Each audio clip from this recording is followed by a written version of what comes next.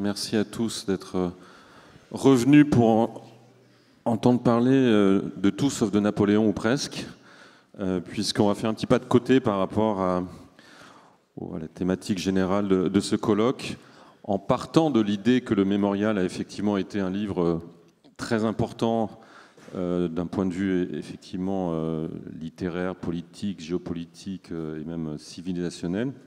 Et on s'est interrogé pour se demander s'il n'y avait pas d'autres livres de la même importance dans l'histoire. Évidemment, il y en a beaucoup. On a considéré qu'on pouvait en sélectionner 4, dont vont parler deux invités, Stéphane Courtois et Arnaud Tessier.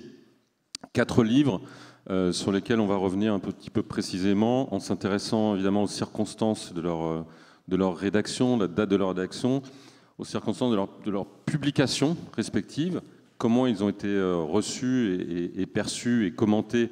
Charles Éloi tout à l'heure parlera justement de ce sujet à propos du mémorial, mais ces 4 livres, on va s'y intéresser dans cette forme-là.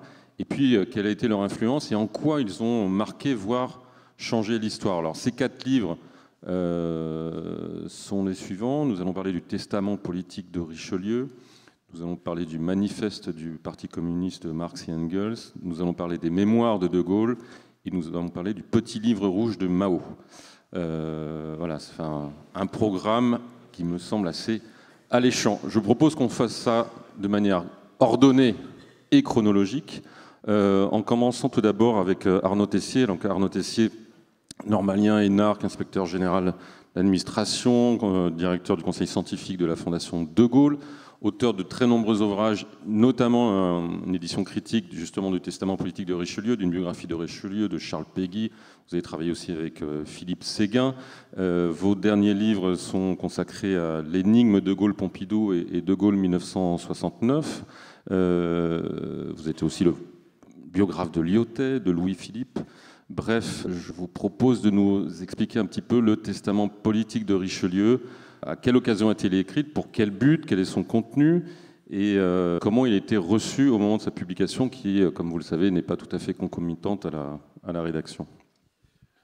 Alors très brièvement, c'est un texte qui était écrit, enfin dicté par Richelieu pendant son ministériat, qui est un texte donc à la fois à visée pédagogique, si j'ose dire, qui s'adresse, alors on ne sait pas exactement s'il s'adresse au roi seulement ou au-delà du roi, aux élites du royaume, sans doute les deux, parce que quand on voit la composition du texte, on le ressent. C'est un texte qui expose en réalité la manière de bien gouverner, tout en décrivant la structure sociale du royaume, le poids du religieux, le rôle de la noblesse, les devoirs de la noblesse.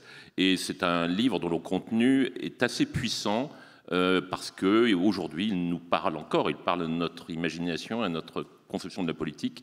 Et pour résumer le contenu très brièvement, parce que c'est véritablement, si vous avez l'occasion de le lire, il y a des passages qui ont un petit peu vieilli. C'est un livre inachevé que Richelieu n'a pas pu achever. Il est mort en 1642 sans avoir achevé cet ouvrage. Mais c'est un livre qui comporte des longueurs, des passages un peu techniques. Tout ça n'est pas un travail totalement terminé, mais il y a des passages qui sont assez fulgurants sur l'exercice du pouvoir, sur la mentalité des hommes de pouvoir. Et le dernier chapitre, qui s'adresse directement au roi, est un chapitre assez admirable qui dit le contraire de ce qu'on attribue généralement à Richelieu, qu'on présente toujours comme le théoricien de la raison d'État qui doit l'emporter, le pouvoir qui doit s'affranchir de toute morale. Il dit exactement le contraire. Il dit ceux-là même qui se sauveraient comme personnes privées se donnent parfois comme personnes publiques. Ceux qui se sauveraient comme personnes privées se donnent parfois comme personnes publiques. Il dit donc exactement le contraire.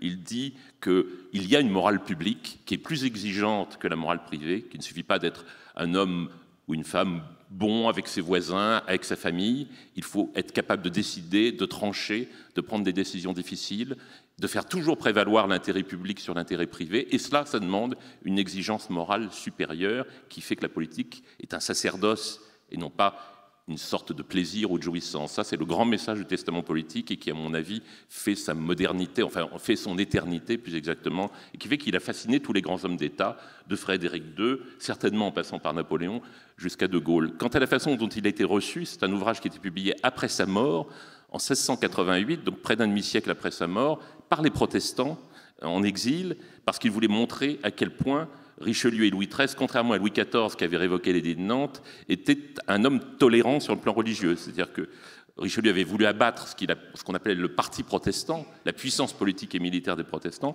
mais il avait maintenu la liberté de culte, et donc les protestants ont publié une première édition du Testament politique. Il y en a eu de multiples ensuite au XVIIIe siècle, et il y a eu un débat assez virulent d'érudits entre Voltaire et ses adversaires sur l'authenticité. Voltaire n'aimait pas le Testament politique.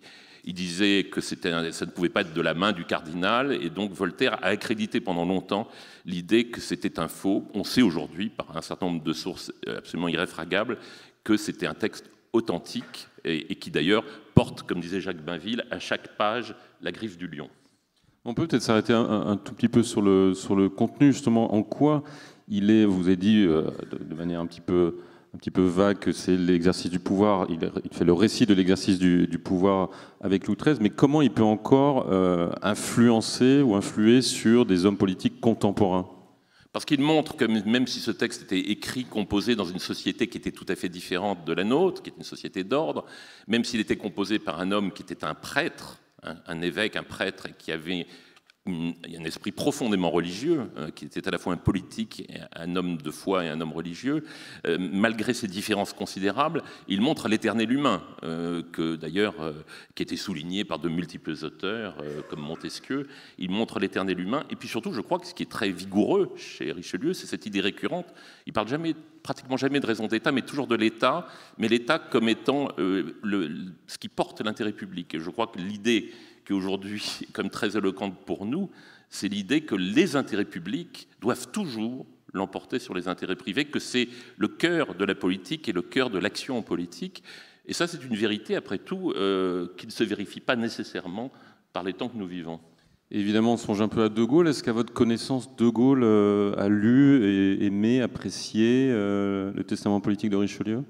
Oui, il citait toujours souvent le testament politique, et il avait aussi un autre texte qu'avait dicté Richelieu, et qui sont les mémoires de Richelieu, mais c'est un terme impropre, en fait c'est les mémoires sur le règne de Louis XIII. Et si vous allez dans le bureau, dans la petite tour, le bureau du général à la Boisserie, si vous êtes autorisé de manière tout à fait exceptionnelle à entrer dans le bureau et que vous vous mettez derrière, ne vous asseyez pas bien sûr au fauteuil du général, mais si vous vous mettez derrière le bureau du général et que vous regardez par la fenêtre, vous regardez ce qu'il avait à gauche dans l'axe de sa vision, il y a les grands volumes qui ont été réédités au début des années 60, des mémoires de Richelieu, dont je dirais d'ailleurs que la première édition véritablement complète a été faite d'ailleurs à l'époque du mémorial, c'est-à-dire dans les années 1820. Stéphane Courtois, vous êtes historien, spécialiste du communisme, vous avez longtemps travaillé au CNRS, vous êtes aujourd'hui professeur à l'ICES à La Roche-sur-Yon, vous êtes directeur d'ouvrages très nombreux sur le communisme, vous êtes vraiment des spécialistes du communisme, avec le livre noir du communisme, notamment la revue communiste que vous avez fondée avec Annick Rigel en 1982, je crois. Votre dernier livre là, qui vient de sortir, c'est De la cruauté en politique, c'est un livre collectif sur, hélas, cette qualité, non pas au sens noble du terme, de l'homme, qui est la cruauté. Et cette capacité de l'homme à faire œuvre de cruauté lorsqu'il s'agit de diriger un parti, un gouvernement ou un pays. Vous êtes intéressé au manifeste du Parti communiste qui, effectivement, a priori, a la réputation d'avoir plus changé l'histoire du monde que le testament politique de Richelieu, et qui est important parce que ce texte, selon vous, porte toutes les notions de violence, de cruauté, de barbarie, qu'on attribuera peut-être un peu à Lénine, beaucoup à Staline. Mais vous, votre idée, c'est que ce texte est majeur, en ce sens qu'il annonce déjà toute la barbarie qui sera liée au système communiste. Alors, redites-nous un petit peu quand il a été publié, dans quelles circonstances, pour quelles raisons, et son contenu exact, même si ce n'est pas un texte si long que ça. Non, ce n'est pas un texte si long que ça, puisque j'en ai apporté quelques exemplaires, parce qu'il y a eu énormément d'éditions de ce manifeste, en particulier par les communistes. Donc vous voyez, en fait, c'est une grosse brochure. Hein, et d'ailleurs, pour vous dire à quel point je promeus ce texte, hein, avec l'ICES, nous avons publié ce petit volume démocratie et totalitarisme, sans manifeste de 1789 à nos jours, avec bien entendu la réédition complète du manifeste avec toute une présentation. Oui, je crois qu'il faut revenir sur l'importance de Marx et l'importance de ce texte, parce que ce texte a donc été écrit par Marx, il a été préparé par Engels, mais Engels avait fait un projet que Marx a écarté en disant c'est nul, c'est sans intérêt, je vais le réécrire. Et il a réécrit très rapidement ce manifeste qui a été publié en allemand à Londres en février 1848. Donc vous imaginez qu'à l'époque, très peu de personnes ont lu ce texte. Et c'était un texte qui était un texte de combat, puisque Marx et Engels venaient à la suite d'une brillante manœuvre de s'emparer d'une petite organisation, une petite société secrète qui s'appelait la Ligue des Justes, qui était une société d'obédience communiste, mais sur une base chrétienne. Vous imaginez bien que Marx, s'emparant de cette organisation, la transforme complètement. La devise de la Ligue des Justes était « Tous les hommes sont frères ». Marx déclare « Tous les hommes ne sont pas mes frères ». Et il conclut le manifeste « Prolétaires de tous les pays, unissez-vous contre les bourgeois, bien entendu, qu'il va falloir exterminer ». Donc vous avez compris qu'on a un renversement complet. Et donc on est en 1848. Alors évidemment, il bénéficie d'un espèce de miracle, puisque en février, il annonce que le communisme et une révolution communiste va bouleverser l'Europe. Et quelques jours après, voilà qu'en France, on s'y met. Bon, mais c'est un pur hasard. Et il faut bien rappeler que pratiquement jusqu'en 1917, c'est-à-dire jusqu'au moment où les bolcheviks réussissent à s'emparer du pouvoir à Saint-Pétersbourg, cette idée du communisme, elle est complètement marginalisée par l'idée du socialisme. Marx joue sur les deux tableaux, bien entendu. Il mélange allègrement communisme et socialisme, mais en réalité, ce sont deux doctrines totalement différentes, que Durkheim avait d'ailleurs très bien définies avec son ami Jean Jaurès. Et il faut attendre 1917 pour que justement, cette idée du communisme et l'idée du communisme telle qu'elle est définie dans le manifeste de Marx, soit reprise complètement par Lénine et qui va la porter à l'incandescence, il faut bien le dire, puisque lui, il va passer à la pratique. Marx n'a jamais participé à la moindre révolution, sauf un peu en parole et en écrit. Son camarade Engels était un peu plus vindicatif. Les barricades, le fusil à la main, Engels aimait beaucoup. Mais bon, ça n'avait qu'un temps. Lénine, lui, il n'a jamais pris le fusil à la main, mais par contre, il a poussé les autres à le prendre et à déclencher une guerre civile. Donc, alors c'est un peu le cœur de ce texte. Deux idées principales. Une idée très simple, toute l'histoire du monde est commandée par un conflit irrépressible et inextinguible entre bourgeois et prolétaires, avec évidemment des anachronismes considérables, parce que les bourgeois sous l'Antiquité, qu'est-ce que c'est? Bon, mais ça ne dérange pas beaucoup Marx. Donc, un conflit inextinguible, et ce conflit ne pourra être réglé que par une guerre civile, que par la violence, donc par une guerre civile. Voilà deux idées très simples, avec quand même un petit élément qui est dans le titre, manifeste du Parti communiste. Donc il y a un parti. Pour faire cette révolution, il va falloir un groupe, il va falloir une organisation, une société secrète, tout ce que vous voulez. Et donc voilà, donc on a le fond du tableau. Et puis il y a ce mot parti qui pose problème. En particulier, alors en 1901, un socialiste français très connu, Charles Andler, qui était un germaniste éminent, a retraduit le manifeste. Le manifeste, la traduction du manifeste, puisqu'il était en allemand, avait été faite par la fille de Marx, Laura, qui était la femme de Paul Lafargue, socialiste français bien connu, qui avait publié cette célèbre brochure « Le droit à la paresse », que Madame Sandrine Rousseau a remis récemment à l'honneur. Jusqu'où ça ira, je n'en sais rien. Et Et en 1901, Charles Handler, dans un acte iconoclaste, je dirais, retraduit le manifeste et en fait toute une présentation où justement il souligne tous les aspects opposés au socialisme démocratique tel que Handler le considère. Bien entendu, les marxistes français, c'est-à-dire les guédistes, réagissent violemment, republient l'édition de... C'est la querelle des maximalistes et des réformistes, hein, c'est ça? Pardon? C'est la querelle des maximalistes et des réformistes. C'est plus que ça, parce que les guédistes sont des collectivistes. Hein, c'est la terminologie officielle, je dirais. Hein. Donc voilà, et on a déjà là une querelle doctrinaire tout à fait typique de ce qui va suivre, hein, puisque une fois que Lénine aura pris le pouvoir, les querelles de doctrine vont être absolument terribles et vont même souvent amener des gens à être fusillés ou envoyés au goulag. Hein. Donc voilà, tous ces enjeux, on est en 1901, à l'époque, la querelle n'est pas tranchée. Socialisme démocratique, communisme, le communisme de Marx peut-il être démocratique, etc. Avec Lénine, c'est tranché. Et à partir de ce moment-là, ce texte va être diffusé très, très, très massivement. Il faut rappeler que quand il meurt en 1883, pour vous dire la notoriété de Marx, à son enterrement à Londres, il y a exactement 8 personnes. Donc, on ne peut pas dire que le mouvement ouvrier anglais, qui était pourtant l'un des plus puissants de l'Europe, se soit senti très concerné par la mort de ce monsieur. Hein. Donc voilà, il ne faut pas... Alors bien sûr, les bolcheviks vont vous expliquer... Les bolcheviks ont fait une intense propagande pour expliquer de manière totalement téléologique combien Marx, depuis pratiquement sa naissance, hein, avait tout prévu, etc. Mais en réalité, non, rien de tout ça. Jusqu'en 1917, bon, bien sûr, Marx existe, mais quelqu'un comme Jaurès, Marx, bon, c'est pas tellement sa tasse de thé, etc. Hein.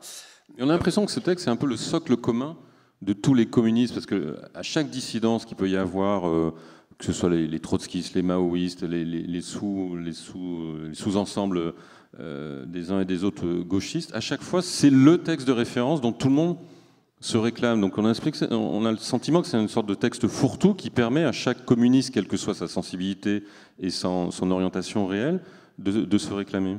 C'est pas tellement un texte fourre-tout, c'est un texte de base. C'est-à-dire que dans ce texte, il y a les deux ou qui autorise idées. Plusieurs interprétations. Ah, il peut y avoir plusieurs interprétations, mais il faut toujours se rappeler, dans toutes ces querelles doctrinales et dans toutes ces querelles de pouvoir, parce qu'il s'agit aussi de querelles de pouvoir, il faut toujours se rattacher à un texte de base. Le texte de base, c'est le manifeste. C'est d'ailleurs souvent le seul texte que les militants ont lu, parce que quand un militant vous dit « j'ai lu le Capital de Marx », vous rigolez, parce que c'est illisible. Bon, mais au moins, le manifeste, ça va, bon. Hein.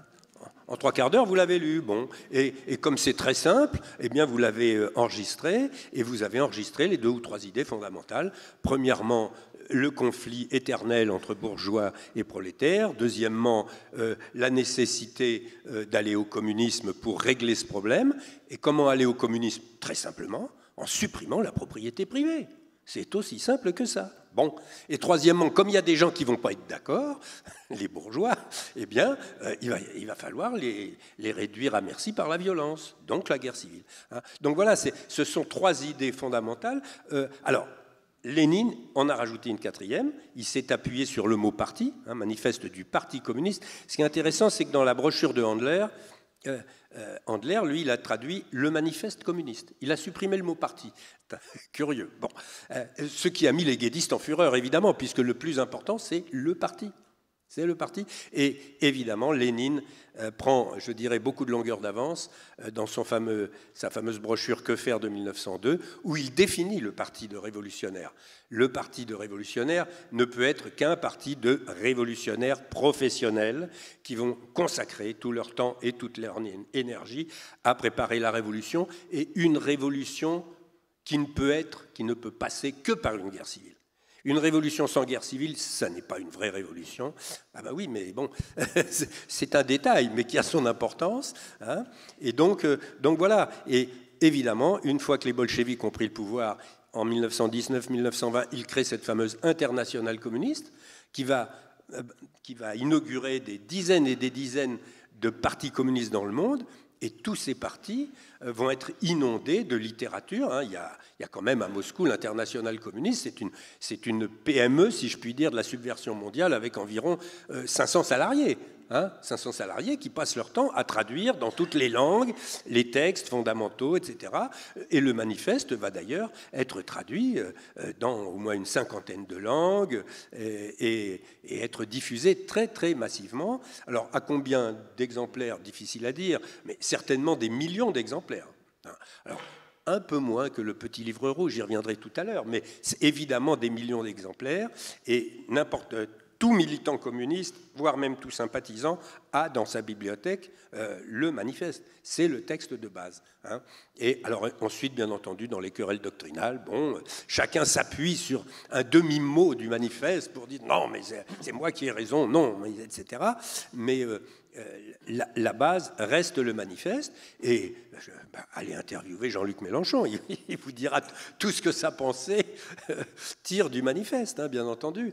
C'est le seul livre qui pourrait réconcilier Fabien Roussel et Jean-Luc Mélenchon. Totalement, en fait. Mais sur ce point-là, je pense qu'ils sont totalement d'accord, ainsi que Mademoiselle Autain, ainsi que, etc., bien entendu. Hein. Tout ce qui... Mais aussi des socialistes, hein. Attention.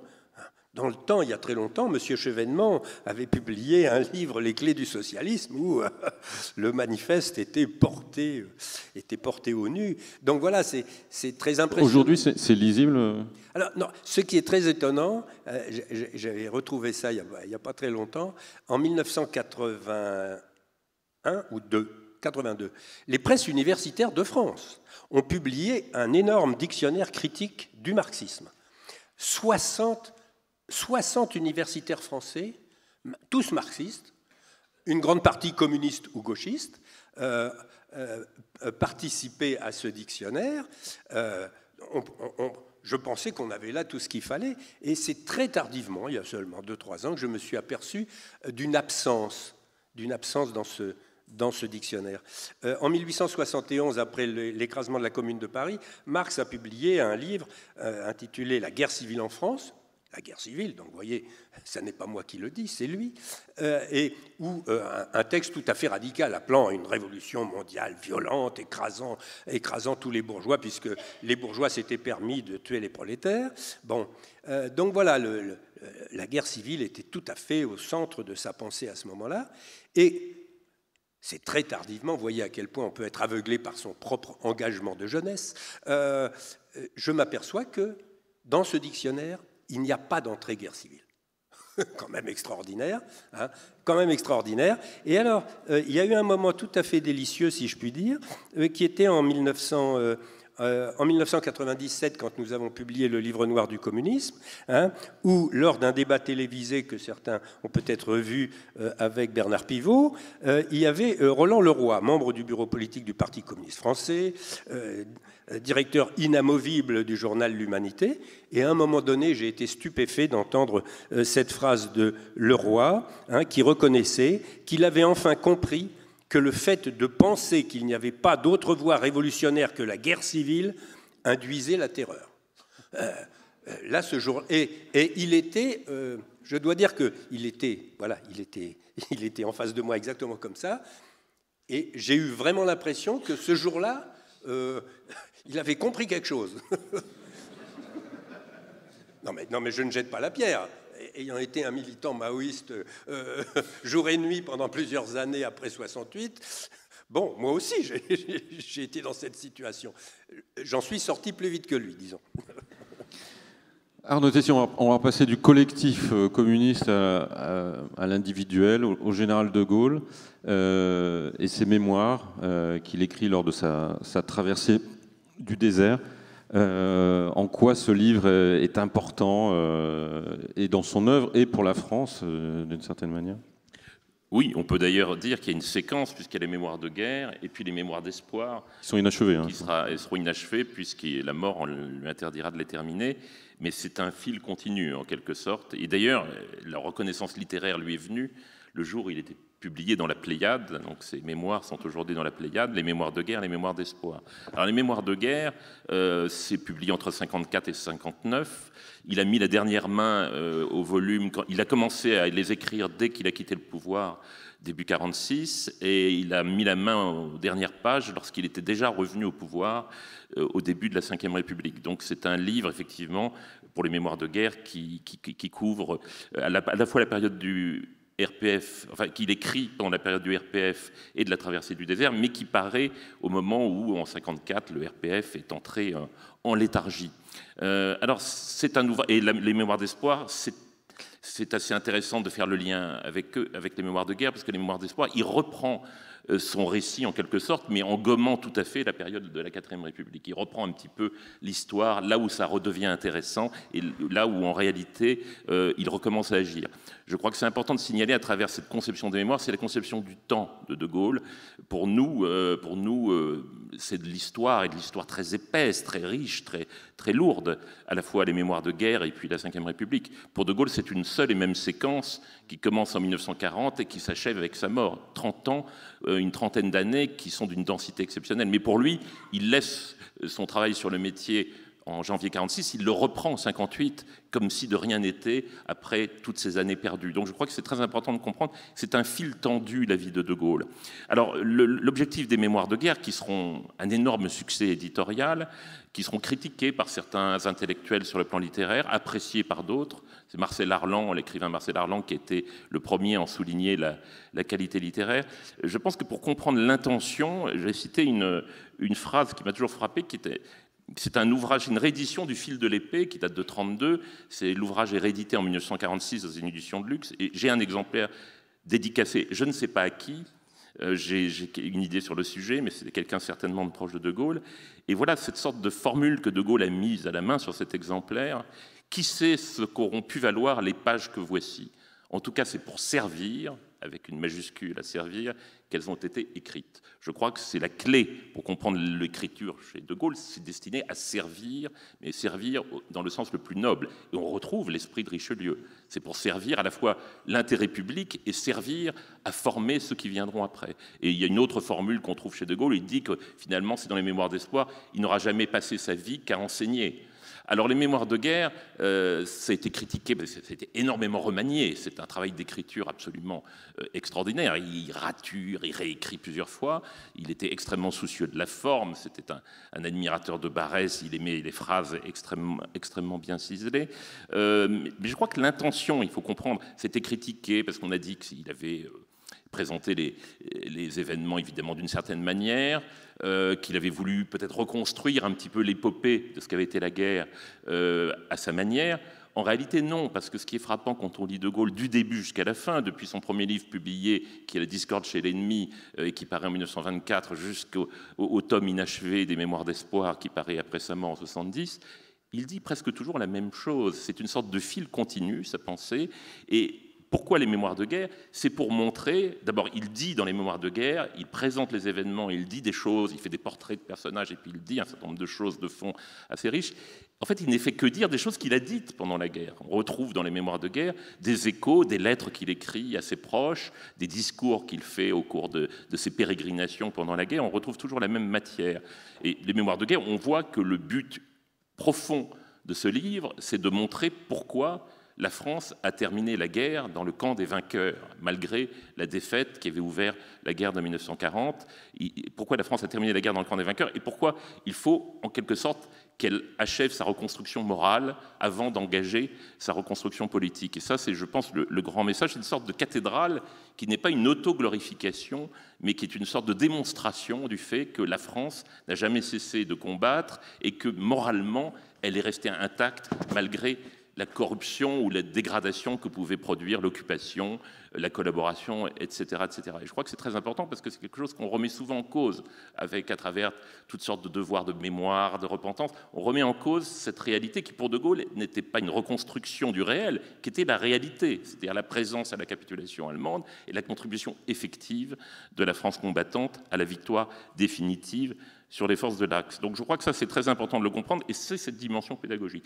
De même, les mémoires d'espoir, ce sera la même idée, c'est de montrer quel est le sens de la Ve République. Le sens de la Ve République, il le dit dans le premier chapitre des mémoires d'espoir, c'est d'abord assurer la primauté de l'État et de ce qu'il incarne. On retrouve Richelieu, supériorité des intérêts publics sur les intérêts privés. C'est l'État qui est ce qui fait la continuité de la France, et puis la réprobation de ce qui menace toujours de revenir, et que pour lui la 4ème République incarnait parfaitement, qui est le pouvoir des partis, et surtout des partis au sens des luttes partisanes, des factions, et l'idée que l'unité est toujours menacée. Donc voilà, c'est quelque chose qui est constant chez De Gaulle, mais je crois qu'il faut prendre les mémoires de guerre comme les mémoires d'espoir avec cette idée qu'en fait, il réitère toujours un message profond qui habite depuis quasiment sa trentaine d'années, depuis qu'il a fait la guerre de 14, depuis qu'il a réfléchi, etc. Il y a un dernier point que je voulais signaler. On reproche souvent à De Gaulle de parler de lui à la 3e personne. Et quand j'ai relu les mémoires de guerre, je me suis rendu compte que ce n'était pas vrai. Il parle quelquefois de lui à la 3e personne, mais c'est rare. En réalité, d'ailleurs, ça commence à la 1re personne. Je me suis fait une certaine idée de la France, etc. Et en réalité, quand il parle à la 3e personne, c'est parce qu'il apparaît comme un peu une sorte d'historien antique, il apparaît dans le rôle du chef, et il y a une sorte de distance qui s'établit, mais c'est tout à fait cohérent. Et c'est là qu'on aperçoit ce que De Gaulle résumait d'une formule que je trouve admirable à propos de ce qu'avait été son rôle pendant la guerre, cette lourde tutelle intérieure, c'est l'expression qu'il dit, cette lourde tutelle intérieure qui pesait sur lui, et c'est à ce moment-là, qu'à de très rares moments, la 3e personne arrive. Et alors, ce qui en fait peut-être aussi un livre remarquable, c'est que il me semble que lors de sa sortie, il a eu droit à 3 types de critiques.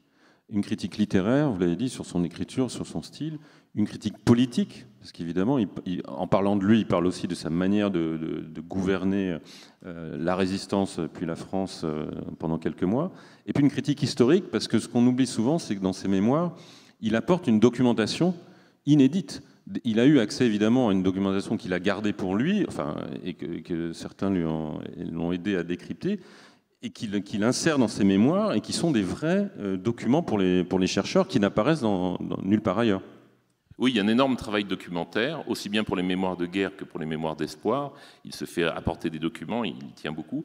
Alors d'ailleurs, les documents pour les mémoires de guerre, certains ne figurent, c'est la seconde de bibliophilie, n'apparaissent que dans l'édition sur grand papier, notamment le tirage sur Hollande, du tome 3, où il y a une richesse de documents qui sont joints en annexe, qui est assez exceptionnelle. Oui, il y a un grand souci documentaire, et un grand souci, encore une fois, un peu pédagogique. Il veut démontrer quelque chose. Alors les critiques qui ont été faites sur le fond et sur la forme, bon, il y a le fameux livre de Jean-François Revel, il y a un certain nombre de gens qui n'apprécient pas du tout ce style assez barésien.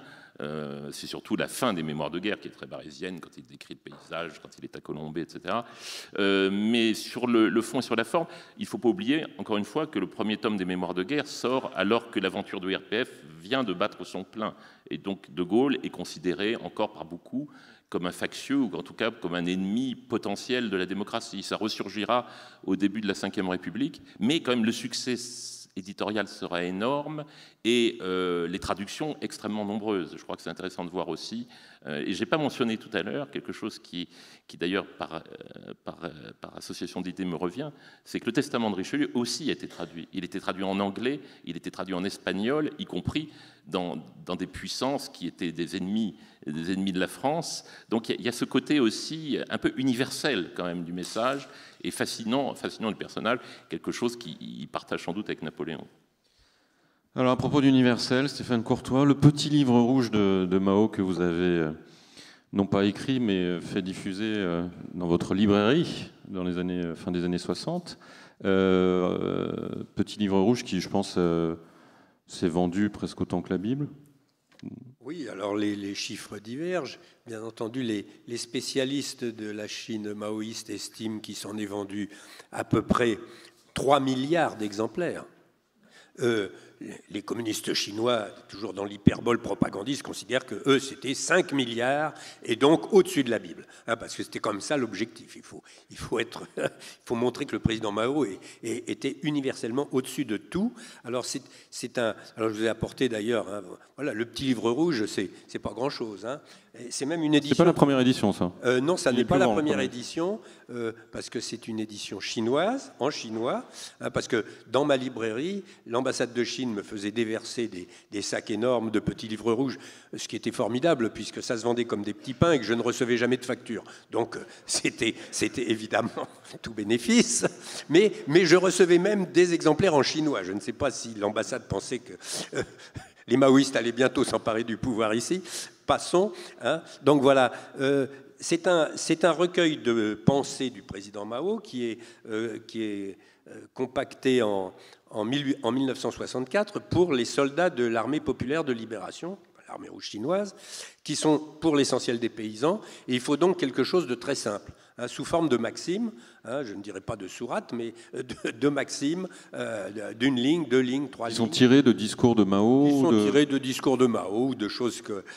oui, alors ça a été compilé par le chef de l'armée, le fameux maréchal Lin Piao, considéré à l'époque comme le plus proche compagnon d'armes du président Mao, c'est l'expression traditionnelle, et avec des phrases tout à fait... l'ennemi a soulevé une grosse pierre pour se la lâcher sur le pied. Enfin, vous voyez, des choses comme ça, une espèce de vieux bon sens paysan que des paysans illettrés venant du fin fond de la Chine et intégrant l'armée puissent comprendre. Mais ça va prendre une toute autre tournure. Il y a aussi des formules un peu plus violentes que des incitations. Bien sûr, oui, il y a toute la thématique de la guerre civile, de l'extermination des contre-révolutionnaires, etc., de l'abominable impérialisme américain, ce tigre de papier, etc. Bon, mais en 1966, l'opération prend une toute autre tournure, puisque Mao décide, pour se réemparer du pouvoir, de déclencher cette fameuse révolution qualifiée par antiphrase de culturelle, puisqu'elle va présider à l'extermination de beaucoup d'intellectuels. Et à ce moment-là, ça prend la forme du Petit Livre Rouge, avec cette fameuse couverture en plastique. Pardon, parce qu'en 64, il n'est pas rouge. La couverture non, c'est une espèce de brochure un peu à couverture blanche. En 66, Lin Piao donc, fait faire ce type de livre, et vous vous souvenez, peut-être pas, mais moi je me souviens très bien, de ces millions de jeunes gardes rouges, 14 ans, 15 ans, 16 ans, 17 ans, sur la place Tiananmen, acclamant Mao, Mao Tse, 1000 ans, qu'ils vivent 1000 ans, 10 000 ans. Bon, donc c'était une opération politique avec une préface de Lin Piao. Donc c'était vraiment le tandem.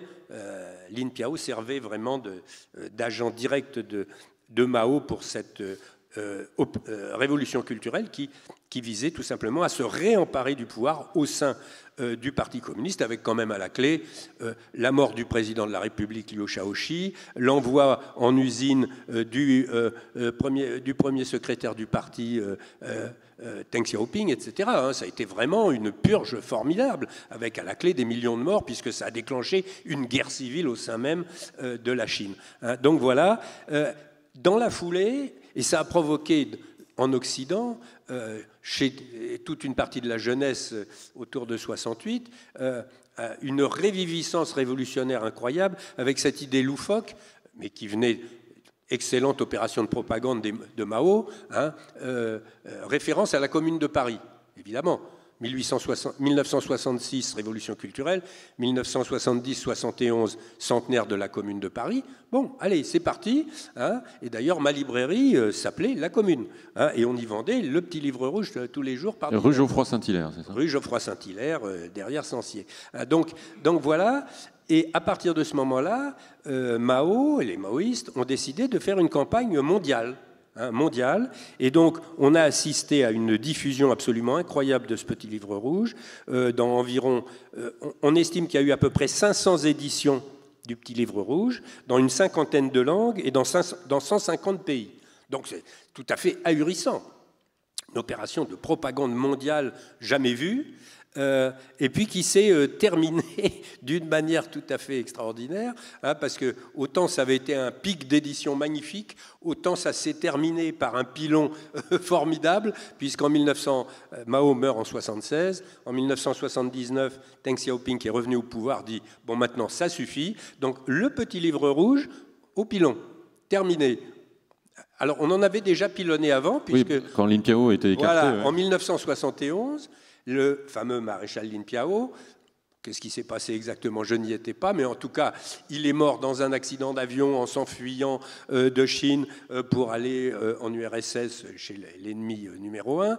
Et donc, à partir de ce moment-là, comme chaque Chinois avait son Petit Livre Rouge, préfacé par Lin Piao, l'ordre a été donné immédiatement d'arracher les 2 pages de Lin Piao. Et si vous étiez pris avec votre petit livre rouge sans avoir arraché les 2 pages de Lin Piao, alors là, vous couriez des risques considérables. Tout à fait étonnant. Et alors, pour vous dire à quel point, sur le plan éditorial, l'idée Petit Livre Rouge, l'idée Petit Livre Rouge a marqué, eh bien, l'éditeur japonais du Livre Noir du communisme s'est amusé à publier le Livre Noir du communisme en Petit Livre Rouge. Quand même très étonnant, vous savez. Hein, c'est d'ailleurs la même chose avec le Livre Noir du communisme. Quand le Livre Noir du communisme a été publié, étant donné son succès éditorial, on a vu fleurir des livres noirs des États-Unis, des livres noirs de ceci, des livres noirs même le livre noir de Vladimir Poutine. Et alors, bien entendu... hein, donc voilà. Ce qui était étonnant, c'est que ça se voulait... C'était évoqué tout à l'heure, un livre universel, le Petit Livre Rouge. Le monde entier devait penser avec la pensée Mao Tse-tung, comme on disait, la pensée Mao Tse-tung. Bon. Et puis finalement, le caractère tellement particulier, tellement spécifique, tellement communiste chinois de ce texte a fait que il a fait pchit, il est tombé complètement dans l'oubli, hein, sauf pour les collectionneurs, parce que maintenant, si vous cherchez la première édition du Petit Livre Rouge avec la préface de Lin Piao, peut-être qu'avec 1 000 €, vous le trouverez. Bon, hein, donc, mais ça, c'est pour les collectionneurs. Mais à l'époque, en France, quand même, comment vous avez eu des réactions? Comment c'était lu? C'était lu que par les étudiants ou des intellectuels français alors, le Petit Livre Rouge, c'était extrêmement pratique, parce que vous avez toutes sortes de phrases là-dedans qui pouvaient être utiles, et dans n'importe quel meeting, dans n'importe quelle discussion, dans n'importe quel débat, que vous soyez face à un trotskiste, face à un communiste orthodoxe, face à un libéral, etc., il y avait toujours la phrase à sortir, hein, boum, cloué au pilori, terminé, on ne discute plus, le président Mao a dit, pof. Bon. Donc c'était la non-pensée politique, mais c'était très pratique. C'est ce type de petit catéchisme révolutionnaire est extrêmement pratique pour des gens qui n'ont aucune culture politique, aucune culture historique, aucune culture révolutionnaire, ce qui était notre cas en 68 et après. Merci beaucoup Arnaud Tessier, Stéphane Courtois.